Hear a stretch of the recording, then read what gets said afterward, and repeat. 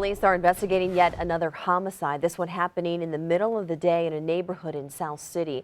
The shooting happened at the corner of Osceola and Dewey in the Dutchtown neighborhood. Police have not yet released the victim's name, but police tell us they do believe this all had to do with a stolen and then recovered car. That homicide is the 7th in the city of St. Louis in just the first 2 days of the new year. And once again, St. Louis violence is capturing national headlines. Yeah, we mapped the investigations for you, and you can see they spread out across the city. News 4's Venton Blandon took neighborhood concerns to the St. Louis police chief today. He's monitoring the latest from our control room. Right now, Steve and Claire, many, including the city's police chief, are disturbed hearing 7 people already this year have died by gun violence. But the chief says his officers are on the right path when it comes to solving crime, as members of the community remain hopeful.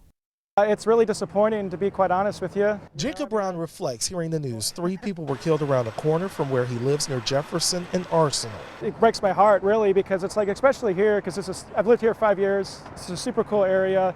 Super walkable, a lot of cool places. Police say 5 people in all attending a special event at a private venue were shot.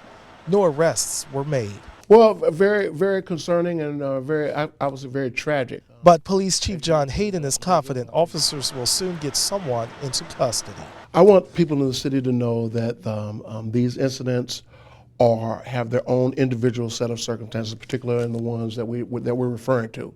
And so we do expect to make arrests. We have ignored this. James Clark with Better Family Life thinks what's happening on the streets now is the result of ignoring gun violence years ago. Now it's reached a point that is going to start happening more and more frequently, and is going to take on a more and more destructive face.